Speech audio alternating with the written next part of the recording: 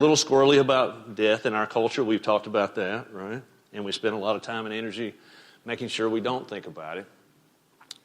But I don't think it's unhealthy to sit and ponder it from time to time, right? And that's part of what this story is about, really. I mean, what is life about? And is it possible to live a meaningful life without asking these questions? Believe me, I envy folks who seem like they don't need to think about these things. I'm not one of them. And I relate to this story on a very personal level. And I think as a tribe we know each other well enough that you would allow me to share this. I'm about Siddhartha's age when this happened to him. I'm in my mid-20s. I'm in seminary. I am studying to become a Baptist preacher. Believe it or not. Oh, my students will tell you every once in a while that Baptist preacher still comes out, right? If I get on about something. I'm studying to be a Baptist preacher because I feel God's blessing on my life. And I want to share it with everybody I can.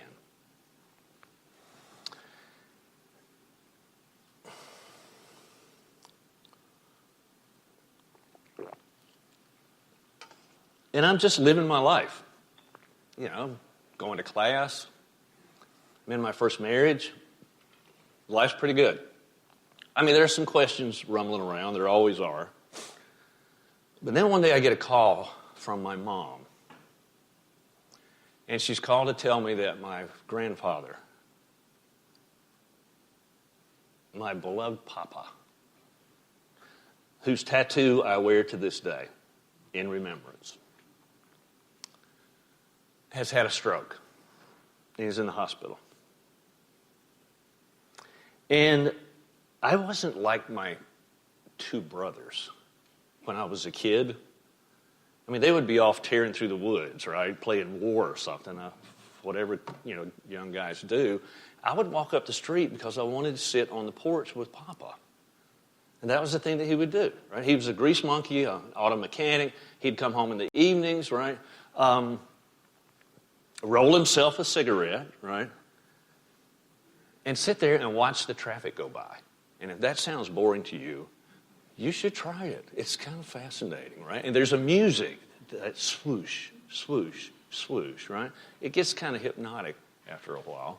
But I think I just wanted to be near him because I loved him. And I knew that in his own gruff way, right, with that unique smell of tobacco and auto grease and maybe a little bit of whiskey, right, blended in, right, in that rough beard, I just knew that he loved me, right? And he's probably the person in my childhood who said the fewest words to me because he was not a man to talk much. But I think he might have taught me more about living than anybody else just by being there, right? And lasting. I mean, the guy was just, the life that he had lived and the things that he had seen. And he was just, well, so I drive home back down to South Carolina. And I wish I had never gone into the hospital room because it's a memory that I carry with me always. And this man that I had seen and known and loved, what was left of him was lying there on that bed. And he's curled up in the fetal position like a little baby. And he's got these umbilici coming out of him, connecting him to machines. And then he passed away, right? And I stood over his casket, and I'm looking at what Siddhartha is seeing here. And it really shook me up, right? It really shook me up because I had been told, by folks in my religion, right, that death is conquered. It's conquered. It's victorious over death, right? You don't have death to worry about. And there it was, right? There it was. Oh, it shook me up. I didn't even know how badly I was shaking. I go back to seminary, back in classes. Things are going okay. Maybe one corner of the tent's starting to flap a little bit, right? And I get another call from home to tell me that my pastor, the Reverend Hayne Rivers, the holiest man I have ever known in my life, right? Without whom I never would have gotten a college education. He took me under his wing, drove me over to Furman University, co-signed for me to buy my first car. I mean, this pillar of the community, pastor of the First Baptist Church in Union, South Carolina. He has liver cancer. There it is, the problem of evil. Why do good things happen to bad people? Right? Why do bad things happen to good people? And so I drive back home, right? And I'm standing in his hospital room with several of the other guys that he was mentoring at the time, right? And by this time, the disease has progressed quite a ways because his skin looks green. He's really, just dark brown around his eyes and these little points of light looking out, just laser beams, like he's looking into the very face of death itself. Which, of course, he was, right? And what he's telling us is, it's going to be okay, boys. I have prayed for a miracle, and God's going to heal me. I'm going to get up out of this bed and walk. And a week later, we were carrying his casket to the graveyard. What do you do? What do you do with that? Under what do you file that? I go back to school, right? Living my life. And this time things are really starting to get shaky because I'm studying these, my own religion and what is being said to me and what I'm experiencing. There's this cognitive dissonance. It doesn't match up and I don't know what to do. And it's scary because, in that tradition, if you doubt, then you are in sin, right? You're in big trouble. Don't think about it too much. Okay, this is where it gets truly weird, and just trust me that I'm not making this up, okay? It just so happened that semester I was taking a course called The Problem of Evil, during which I was studying the issue that I have presented to you in this class, the problem of evil. Why do bad things happen to good people, right? That was one of the texts that we read, written by a Jewish rabbi. And I go to class one day like I did every day. We're all sitting there in the classroom just like you are today, and the professor doesn't show up. And he doesn't show up, and he doesn't show up. And finally, his TA walks into the room up to the front and says, "I am sorry to tell you, but last night our professor was killed in a hit-and-run accident on his way to Raleigh, riding a moped," which was his chosen way of transportation. So I'm taking a course on the problem of evil, and there it is staring me right in the face, right? Well, 3 strikes and you're out. I lost it. I didn't know what to do. I didn't know what to think. I didn't know who I was. I'd put all my eggs in this basket, and now the basket's just gone, ripped away. What do you do? I was angry. I was scared. I was hurt. I was lost, right? I was truly lost. And again, I don't think I'm the only one here who's ever had that feeling. When that life that you thought was so real, right, that you had built, that you just thought was, right, is no longer. When you're just shaken right down to your very DNA. Those are harrowing moments, right? Those are harrowing moments. And we work very hard to stay away from them. We buy insurance in case they come along, right? All these things we put in place, all the safety features on our vehicles. And yet, right? Whew. Well,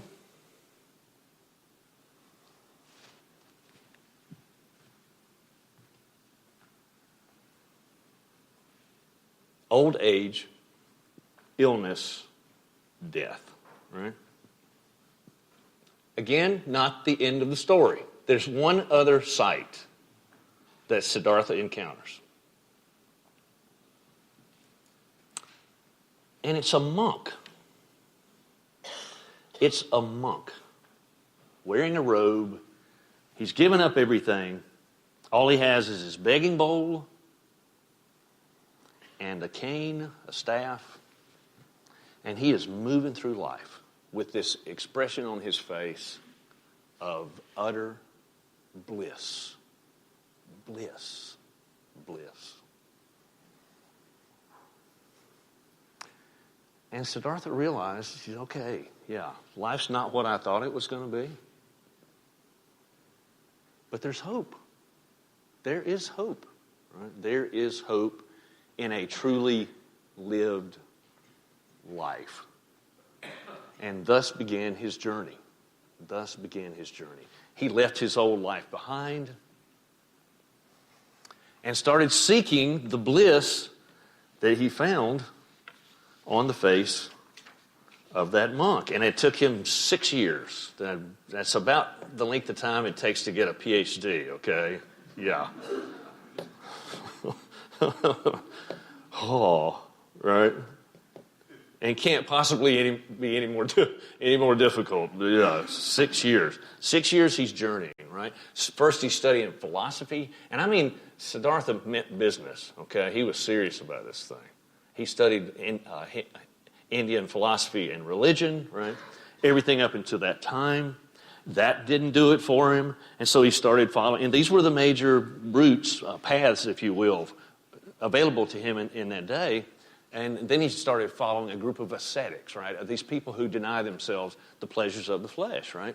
And he started eating less and less, right? Meditating more and more. And they say it reached the point where he only ate one bean per day.